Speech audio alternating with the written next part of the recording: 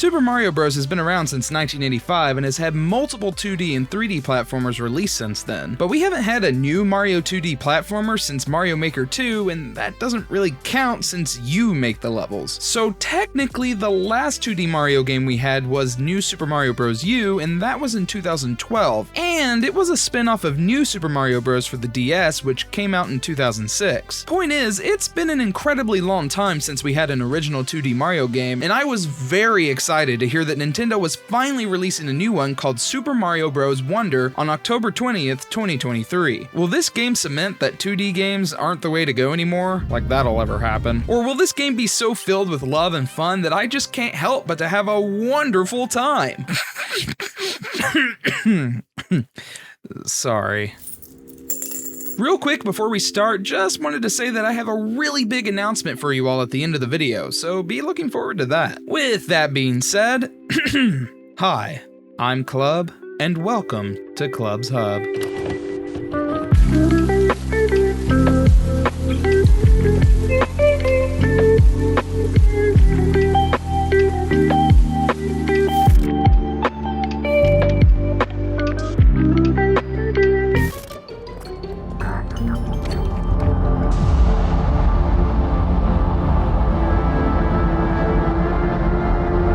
So to start us off, this game just so happened to release on the exact same day as Marvel's Spider-Man 2, giving us another Barbenheimer situation. Now, I desperately wanted to play both games, but I figured I'd only have time to make a video on one of them, so naturally, I left it up to chance. Hi, I'm Chance, and you should definitely do Mario Wonder since you're a Nintendo YouTuber.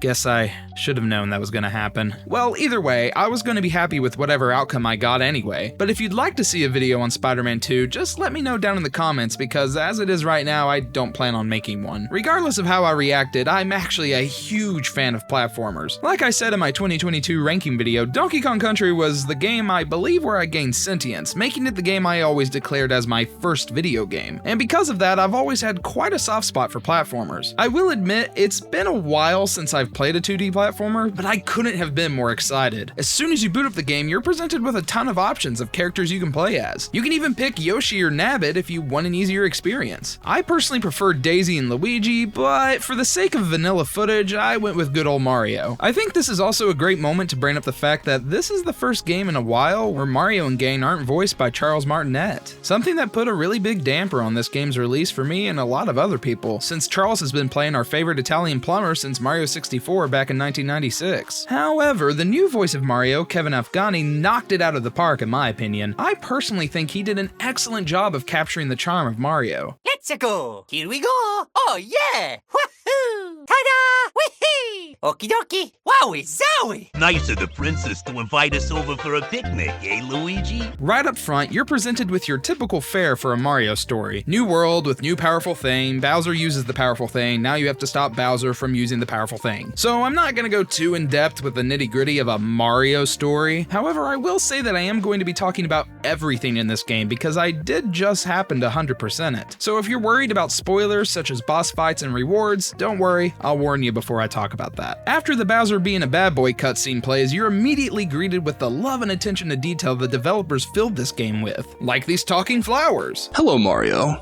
Hello, I'm Luigi, and I'm here today to tell you all about puberty and its many effects. I don't know if you all knew this, but the development process for this game was very unorthodox compared to past Mario games. The developers were allowed to go at their own pace with no deadlines, in order to allow room for experimentation and to learn and try new things. Because of this, it's said that the team had over 2,000 sticky notes for different ideas and inspiration to use during the creation of the game, and that kind of love and attention is noticed and greatly appreciated. Here's hoping that some other developers will take notes. Game freak.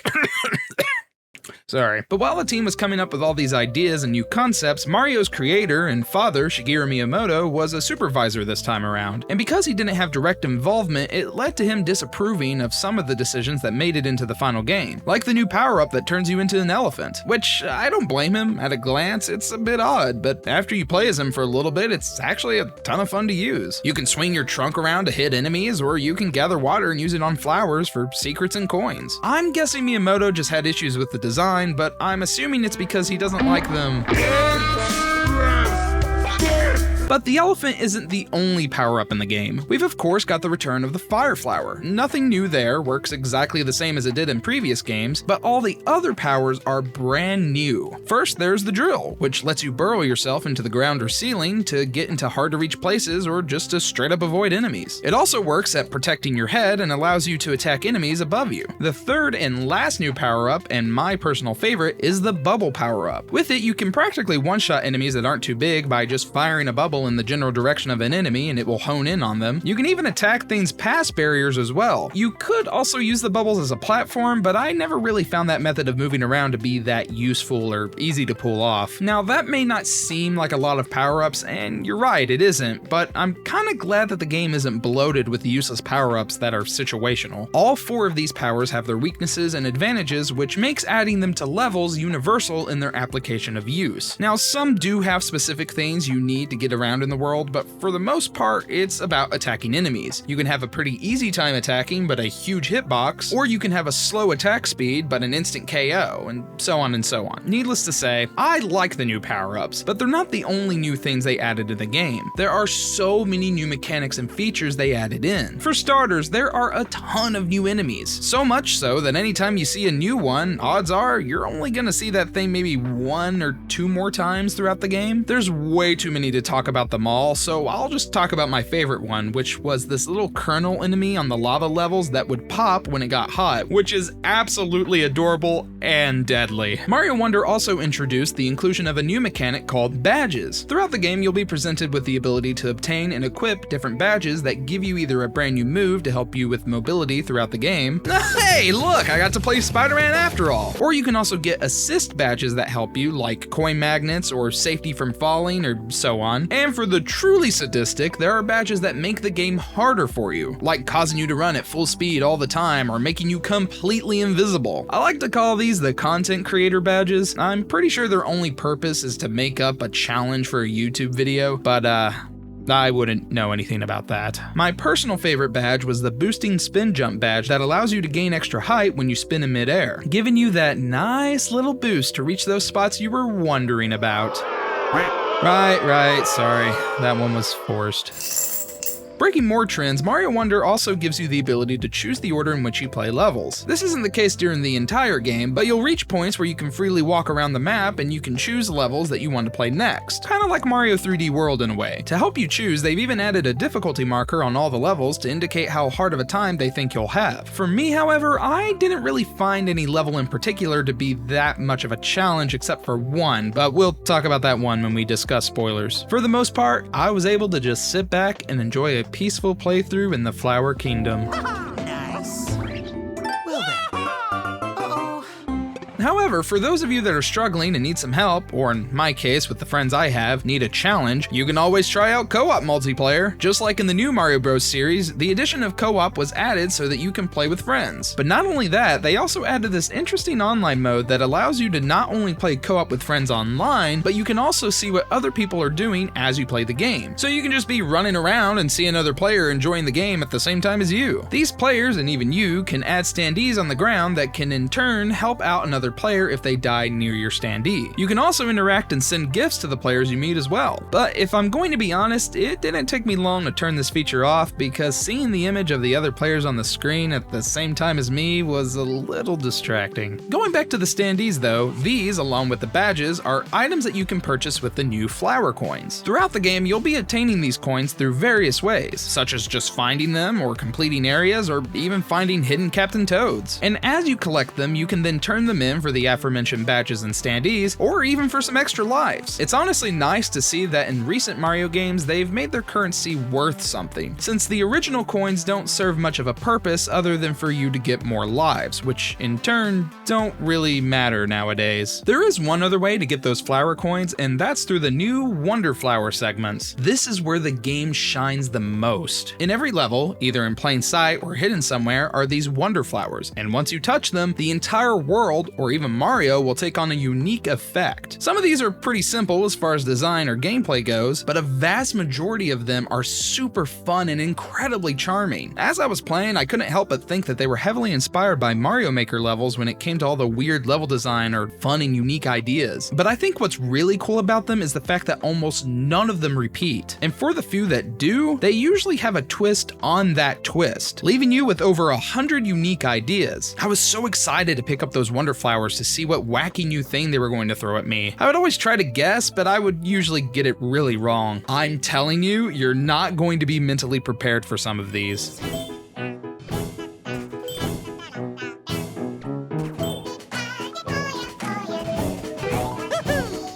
I love this game. Believe it or not, this game actually had quite a bit of music-inspired levels, which I wasn't really expecting. I know that Mario music is a super nostalgic thing, and riding off of that would be easy, but for almost all of the musical levels, they were completely original. The ones that did use nostalgia were usually these mini bonus levels that are only about a minute long, if even that. But either way, it was super awesome to witness all these really cool levels that worked to the beat of the song you were listening to. Which leads to my next subject that is definitely crossing into spoiler territory, so if you don't want to hear any of that, go ahead and skip to the next chapter. And time's up. The final fight with Bowser is so cool. The entire level is a montage of different wonder effects you've experienced throughout the game, and as the level gets towards the halfway point, it starts easing you into listening to the rhythm of the music, and then the whole fight with Bowser is based on the beat of the song. I love this idea so much. You can only do damage to him as you keep rhythm, and as the different phases of the battle take place, new twists are added to make the fight even more challenging. I loved this fight so much, and he's definitely the best fight in the game. I mean, that's a good thing considering he's the final one. There are a few other battles with Bowser Jr. that are alright, not the best fights I've had in a Mario game. Honestly, the best thing to come out of Bowser Jr. is his wonder design, which is hella metal. But I was kind of bummed that we didn't even get any of the Koopa Kid fights. That would have been really cool, but I'm sure they didn't want to oversaturate the game with too many characters, which I understand, but could they have at least given us something to fight on the airship levels? Every time you get to the end, they hype up this button as if it's a boss, and then you just run over and push it, and that's it. It's kinda lame. The last spoilery thing that I want to discuss was the inclusion of a special world. Special worlds have been in Mario for a while, so I guess this isn't really considered a spoiler, but for anyone unaware, hidden behind secret levels or secret exits are pathways to much harder levels that you can do if you want to challenge yourself. I wouldn't necessarily call these levels all too challenging, but I would definitely call them difficult. They're all fun in their own right, but what's really cool is that most of them focus on a specific wonder effect to test how well you can handle the mechanics of the more challenging wonder effects. After conquering all of them, you have to go through a wonder effect gauntlet where they keep rapidly changing the effects as you go through the level, and I love this. I'd honestly forgotten about some of the effects until they threw them at me and I had to quickly adapt to take down the level. I thought that was the final level, but there's a final level that you can unlock once you've collected literally everything in the game. Now, I wasn't going to do that at first so that I could get this video out in a timely manner, but I decided, why not? After collecting every 10 coin, Wonder Seed, and touch the top of every single flagpole, I could finally take on the final test badge marathon. This is the level that gave me the most trouble. You're tasked with a challenge that changes out your badges at different points to test your reactions, memories, and skills to vanquish this level. And even though they give you courtesy checkpoints, this level will take you a lot of attempts to perfect, especially since they throw the invisibility badge on you at the last minute. Real cool, thanks. And what is your reward for all of this? Well, after doing all of that and then buying all of the standees, you get 6 medals on your profile and a badge that does this. Okay, that's goofy enough that I'm okay with it. In the end, after doing all of that, my final playtime was 15 hours, 3 minutes, and 11 seconds. And that's with doing everything. For some people, they may see that time and a $60 price tag and turn the other way, but to me, that's perfect. I do not need a platformer that's 50 hours long. Sometimes I'd like to have my games be a concise and short amount of time. Plus, I'm definitely going to be coming back to this game. I had an absolute blast. With every level feeling completely unique and love spilling out of every corner, how could I not come back? I remember seeing a 1-up mushroom fall into a pit, and I was sad that I had lost it, only to find out that I could go down to that pit and the 1-up was still there. It's a super small thing, but I noticed, and I for sure see all the attention to detail that they put into this game. There was never a dull moment while I was playing, and I was constantly grinning from ear to ear the entire time I was playing. I encourage all of you to give this game a shot, because I'm for sure going to be picking this up again. But where does it land on my ranking? Let's give the wheel a spin and find out.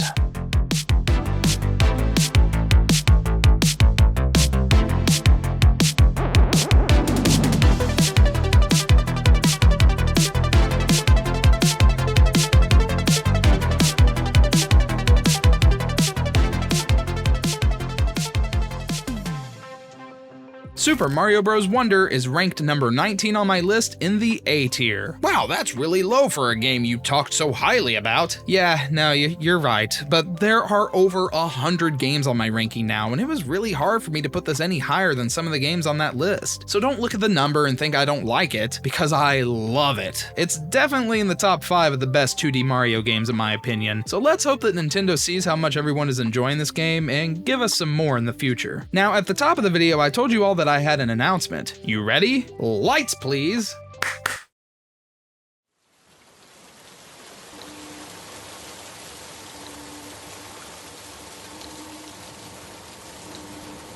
That's right, Klubb's Hub is ready to start streaming again at twitch.tv/I'mKlubb. The premiere stream will be next Thursday at 12 p.m. Central Time. From there, for the time being, I'll be streaming every Tuesday night from 9 p.m. to 12 or 1 a.m., and then every Thursday afternoon from 12 p.m. to 4 or 5 p.m. These times are definitely subject to change, so if you're seeing this way in the future from now, you may need to check my Discord or Twitch for updates. Speaking of which, if you'd like to join my socials or check out my ranking, you can click on the link in the description below. Feel free to join us on Discord. I'm going to be holding a discussion soon about what I should stream first, probably either Mario or Zelda, but we'll figure it out together. Also, be sure to subscribe if you like this and leave a comment, let me know how I did. Maybe I should talk about Mario more often. Either way, I hope you all enjoyed this wonderful video, and I hope you continue to have a chill day.